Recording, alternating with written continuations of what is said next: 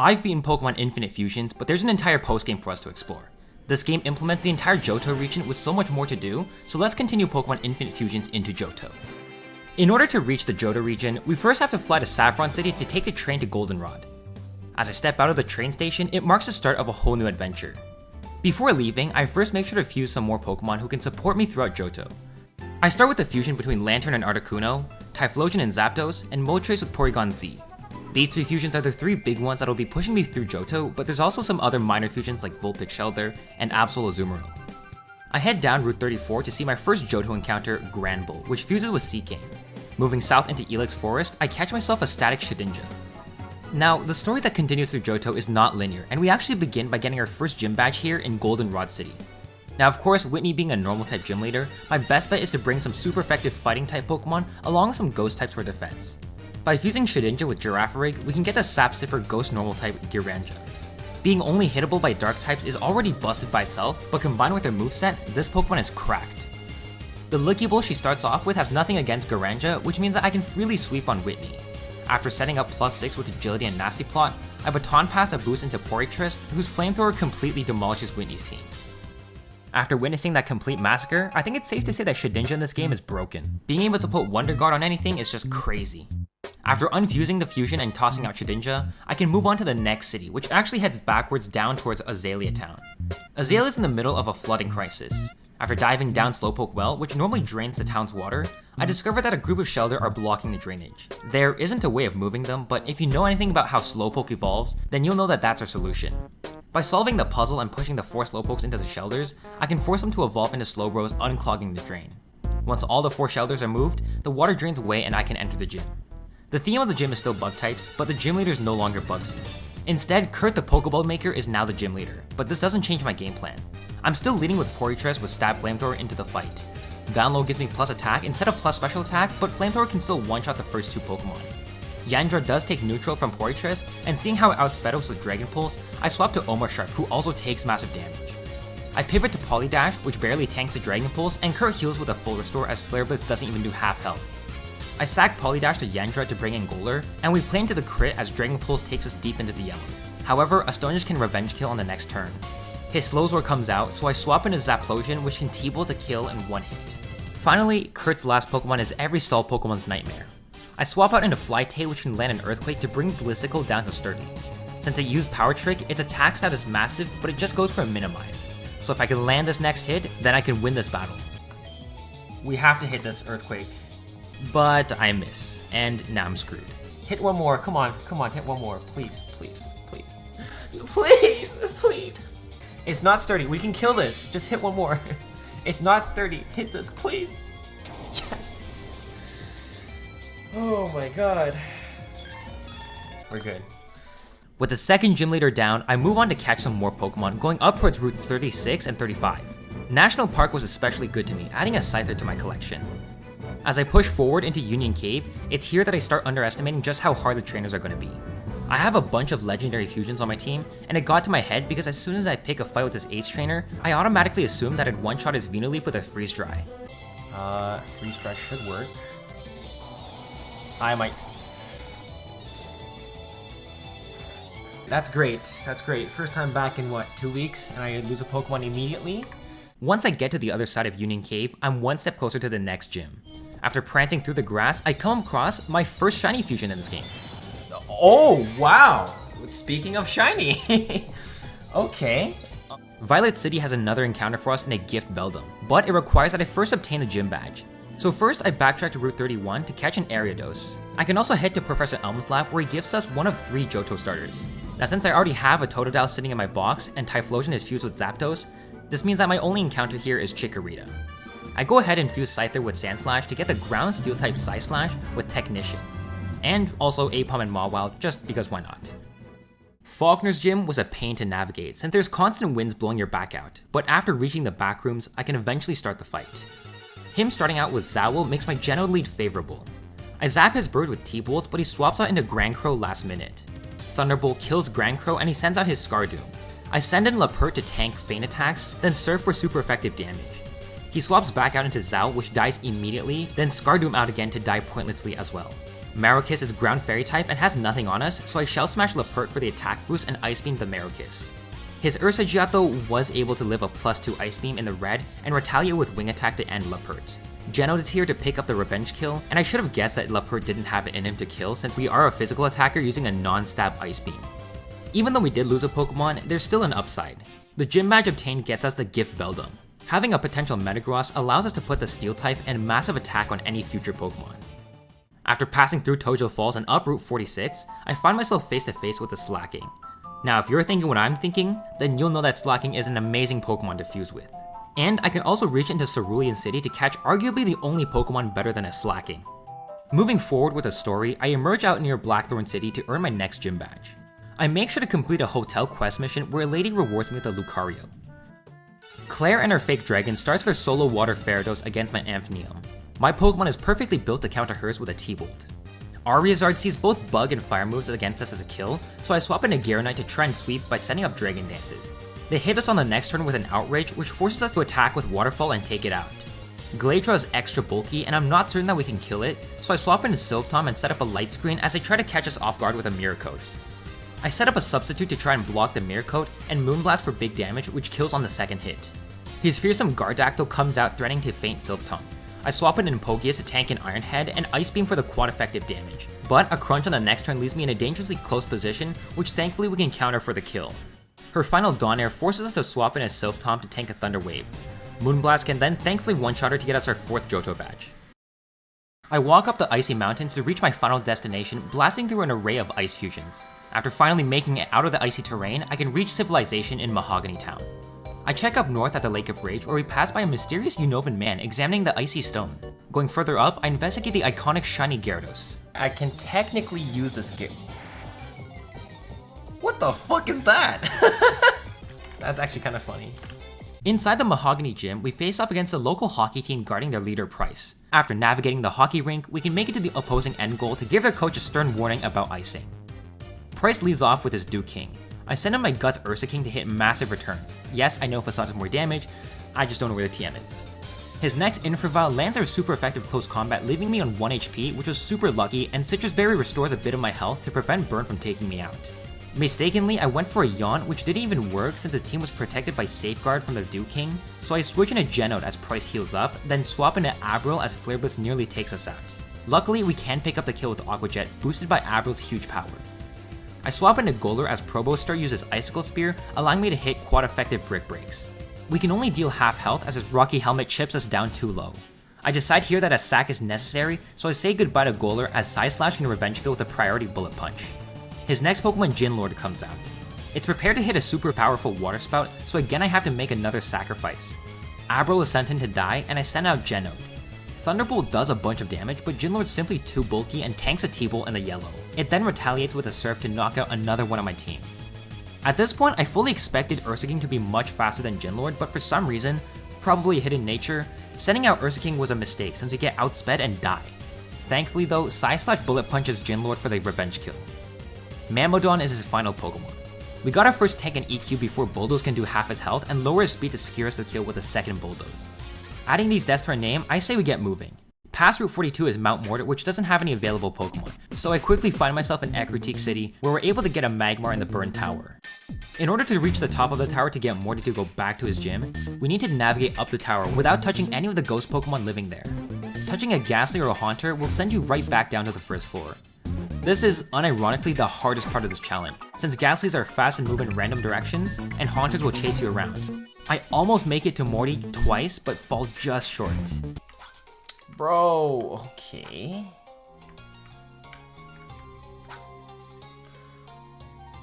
No, you have to go up? Oh, you have to jump off at the end. You see, the problem is that eventually though I do manage to navigate to the end to convince Morty to go back to his gym. The gym trainers in Morty's gym all possess some strong and creative ghost fusions, so we need a strong set of fusions to go up against him. Whoa, Beyblades! That's sick. His lead Pokemon is Hitmonlee, which counters my strategy of setting up and baton passing with Mapom. I swap into Sylvetom to Moonblast and instantly kill his lead just to realize it's a Zoroark fusion. We Ninja Night Slashes us, but all Ninja's fusions have 1 HP, so a Moonblast just one-shots. His real Hitmonoir uses Shadow Claw, which gets dodged by Mapom, which also gets off an Intimidate. I can then swap between Empoleon and Mapom to put him down to -3 attack and knock him out with Shadow Balls. Cleftomb uses Ominous Wind into my Mapom swap, which allows me to get off an Intimidate and Baton Pass into Omosharp. Ironhead can then pick up the kill. Snorlash uses King's Shield, which allows me to Shell Smash for boosts. Dark Pulse can then deal massive damage and get the kill on the second turn. Certainly not an easy battle, but I played around the switches a lot better. There are a couple places we can go east of Mount Ember in the Seppi Islands, most notably Boon Island to enter the Ember Spa. I can also find a roaming Mantine underwater before reaching Kin Island. Eventually, I reach a ruby red cave named Ruby Chamber. It's a huge maze of ladders, but eventually after finding the hidden ruby, I can head down to the deepest level to encounter Groudon. Groudon is obviously an amazing Pokemon. Massive stats, amazing drought ability, but in trying to catch it, I lost 3 of my own fusions.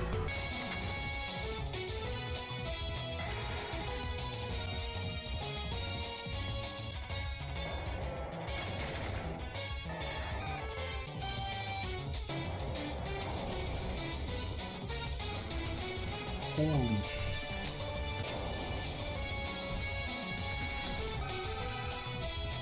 The Groudon's destroying my entire team, but adding a Groudon to my team is too valuable to pass up. Eventually, after throwing countless Ultra Balls though, I do manage to get the 3 clicks. With even more deaths to our name, I fuse together Corsola and Machoke for a solid fighting type, as well as Gible with Bidoof for simple Dragon Dance. Magmar and Staryu fuse together to give us a Pokemon with extreme move coverage, and Ledian and Slugma fuse together so I can set up Quiver Dances with Shell Armor. I then fuse together Mewtwo and Lucario to get the Steel Psychic special attack monster. After revamping their movesets, I take them out for a test drive against our next gym leader, Chuck. Chuck packs a punch, especially with his fighting fusions. I lead Ferrothorn to set up Dragon Dances. Since I'm fearing a no-guard Dynamic Punch, I make sure to just Earthquake immediately instead of getting greedy for another D-Dance. I EQ the next Polyape in a single hit, which brings in Lucagon. I first swap into Magmi to tank an Aura Sphere, and I try for the quad-effective Moonblast, but not before getting outsped by the Lucagon and dying to an Earth Power. Corchan tanks a powerful Dragon Pulse that deals way too much damage. Not realizing just how powerful his Lucagon is, I have to sack Corchan to bring in Mewario to pick up the kill. Blaznape is a scary concept that I switch into Garbarrel for. I tank a close combat into the yellow, then simple Dragon Dance for +2 attack and speed. Chuck switches out for Hitmonlax, which gets chipped and dies to a Dragon Claw on the second turn. Dive can then hit the Blaznape to earn us a victory. Now that we've won our battle, Chuck gives us the Naval Ticket, allowing us to travel to Naval Rock. And by showing our ticket to the ship captain, he can transport us over where we can find one of the most incredible encounters to ever grace us. What could that be? What could that be? Hogia? Moving forward, I sail past the water labyrinth to reach Chrono Island. Here we'll eventually fight Jasmine, but it's also where Team Rocket's labs are located. And in navigating through their base, a couple of grunts catch me by surprise. I do. Bro, I'm getting spawn camped! Get out of here! In order to cope with that stupid loss, I backtrack to the water labyrinth where I can dive down into the sealed chamber for another encounter. If you can navigate through its entirety, you can get a static Regigigas. And considering how well I'm playing through this game right now, I'm desperate for anything. With a Regigigas encounter, I think I'm gonna put him to use in the next battle. Olivia masters steel types. Scardrio is a triple threat. I Stealth Rock with Regidon to remove any sturdy mons, then Fire Punch with Drought in my favor to kill her lead. Aglix is a massively defensive fusion. Even a Stab Earthquake off a monster's 153 base attack only manages to bring it down to the high yellow. This lets it land a double edge, taking down her health to half, but another EQ can finish it off. Magnetoise comes in just in time for Drought to wear off. I swap to Amphitheum, which resists all of Magnetoise's moves, and T-Bolt for super effective damage. It can't do anything to me since R-Type perfectly counters it. X-Scissor from Psysharp lands on the Hogia, which quad resists and hits back with a Sacred Fire for a one-shot. Her Metadon sees rock moves incoming, which allows me to swap into Psyslash safely and Bulldoze for massive damage, dropping its speed and killing it on the next turn. And that's it. That's all the gym badges. With the 8th and final Johto badge in possession, we now have all 16 badges on hand. This means that all that's left to do is to rematch the Elite Four to retain our title as champion. We first have to fight Gold at the top of Mount Silver to be the climax of his story before we can finish our own. And on the trek up to Mount Silver, I get ambushed right as I enter deeper into the cave, because Blue has been itching for a battle. Since I didn't have time to prepare, I immediately swap into Milovore to tank a Fire Fang. Milivore is really powerful, but a Surf only does half health. I swap back into Mewario just to tank a huge amount of damage, so I pivot into Donmarie to Earthquake the Arctar. Blastoise is sent out at level 80, which is a much higher level than us. I swap to Regidon, who just barely lives in the red, but can't knock it out. I swap to Hogia to tank a Heat Wave where Aeroblast can pick up the kill on Blastoise. Croagio air slashes, but our superior special bulk allows us to recover back up to full. Whirlwind forces out Hogia for Zaplosion, where a T-Bolt can hit twice to knock it out. Mystical Fire reduces our special attack, so we hit it physically with 2 Sacred Fires to pick up the kill. Aerodactyl misses his Steel Wing, changing it to Sword Mode, which allows me to recover HP. But since Sword Mode has Paper Defense, a single Sacred Fire can knock it out. This battle with Blue is a testament to show that we no longer have the upper hand in the game. The levels from here only get higher and higher, and the quality of the Pokemon only get better. If we want to push through this game, we need to get some better... Why do I hear boss music? What is this? Wait, what? Oh my god, stop challenging us, please! Cynthia ambushes us, leading the battle with a Poritomb. I didn't have time to prep, so I have Mewario out currently. I first swap into Milivore for a better matchup, but take a crit Shadow Ball. I recover up for health back, but the Tri-Attack also crits and freezes me. I swap to Hogia, who's a better special tank, and Aeroblast Poritomb for just under half. We both heal up and then attack again until I get paralyzed by Tri-Attack. I swap to Mewario, barely taking a Shadow Ball and knocking out Poritomb with a Stab Flash Cannon. Next out comes a crazy fusion in Vapor Chomp. I swap to Regidon for the Sun, taking a huge EQ on the way. I hit back with my own HQ and his Dragon Claw crits us. I swap it in Donmarie as I predicted with a Waterfall, dealing massive damage. I tank a second Waterfall, then knock off their item for some chip. Mewario comes in a revenge kill, but we get outsped and knocked out, basically confirming my suspicion. Yeah, it's too fast. I think I'm dead. I'm dead. I'm definitely dead.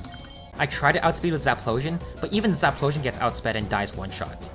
Regidon can revenge kill with EQ to knock it out, but the situation doesn't get any better. Oh my god. I'm so fucked. Yeah. So yeah, that's it. We got swept by Cynthia and the challenge is over. But I do want to see the end of this game. I usually don't replay challenges if the stories are long, so I'm making an executive decision to continue on with this challenge. Of course, we will have to rematch against Cynthia to progress past her, but we're gonna learn our lesson and get some better Pokemon. The only problem is that at this stage in the game, we've already used up all the available routes, so there's no more regular encounters available. Not that they'd be any better than the team that lost to Cynthia, so the only solution is to get some stronger Pokemon.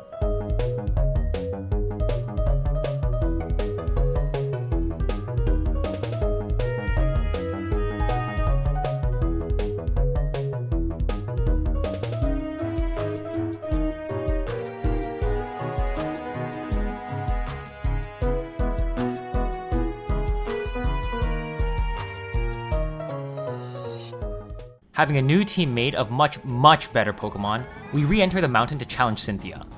She leads with her Poritomb, and we reveal our Regidon. I start by bulking up to increase our attack, then Earthquaking for a one-shot. Rose Score is revealed, and I swap out to Hogia. I Dragon Dance to boost our attack as a Poison Fang poisons us, and Sacred Fire one-shots the Rose Core. She sends out one of her new Pokemon in Meloion.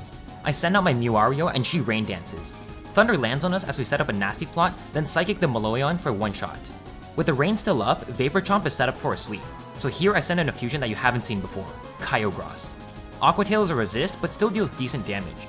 I swap in Regidon for the Sun, reducing Aqua Tail damage, but the Swords Dance Aqua Tail simply does too much damage and knocks out Regidon. I send in Raysect, another Pokemon you haven't seen before, and Download gives me a special attack boost. I Dragon Pulse fully expecting to kill, but we weren't even close. They retaliate with an EQ, picking up the kill on us. I swap Mewario back in, praying that we kill, but nope.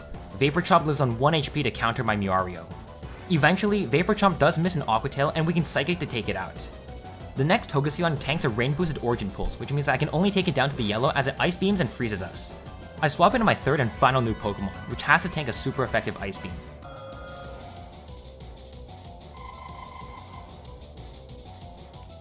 Oh! We better fucking kill this then.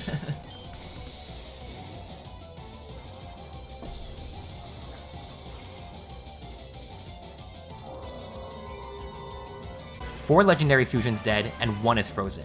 Hogia comes out and Aeroblast for the revenge kill, earning us the right to move past Cynthia. Just goes to show that in a game where any number of fusions is possible, being a legendary simply isn't enough. After boxing out my dead mons and re-prepping my team, I can finally go on to fight gold like I set out to do. Luckily, this fight passed by much easier. Once I reach the summit of Mount Silver, Gold steps up and challenges us. He starts by sending out Sudoku, a defensive tank. Empogia substitutes as Sudoku tries to counter. I'm able to get off a Surf before he swaps into Togarion, but it does no damage. Stab Flash Cannon does less than half and he bites back to break my substitute. I Flash Cannon again to bring it to the red, then swap into Side Slash as it heals up with a full restore. Bullet Punch only does half health as Moonblast takes me down a third of my health. I Bullet Punch again as I try to predict a switch, but Citrus heals me up. I can then high roll 2 Bullet Punches to knock out Togarion easily. I swap Kyogre on the Typhoon for the type matchup, and Hydro Pump takes me down a third as Origin Pulse from my side misses. I do hit the Pulse on the next turn though, which takes it down all to the red and finish it off with a Psychic. They then send in their Dragados, who we swap for Silph. I naively go for a Moonblast, forgetting that Kyogre just set up the rain for them and Waterfall obliterates my Silph. I send Kyogre back in and Psychic for a third of its health. Thankfully, since Kyogre is just so damn tanky, even its strongest move Extreme Speed can't do too much damage. But Psychic just barely misses from finishing it off. I swap in Empogia thinking that we could live a hit, but nope, another one-shot. Hogia is my final hope, and thankfully it is faster. We Aeroblast for the revenge kill and put ourselves back on track to win. Sudoku comes back out and I gotta swap to Ferrothwine. We dive down to prepare for an attack as I try to go for a counter, but we can pick up the kill with the Ferrothwine's massive attack. Their second last Pokemon is Megatay. I Earthquake for nearly half its health, then swap into Hogia to eat up its Solar Beam. From here, a simple Aeroblast can pick up the kill from half health. Finally, his last Pokemon is Ferroku. I predict the Thunder and swap to Ferrothwine, but they counter predict by setting up a Con Mind. Ferrothwine tanks a rain boosted Water Pulse on the red, which we do recover from, but if we don't kill this thing right now, then we're screwed. We better kill this thing right now. Well, damn. Kyogre is too low and definitely slower than Ferroku. Hogia is my only shot, but a Fire type against a rain boosted Water Pulse? Yeah, we definitely lost. We lost. Oh my god!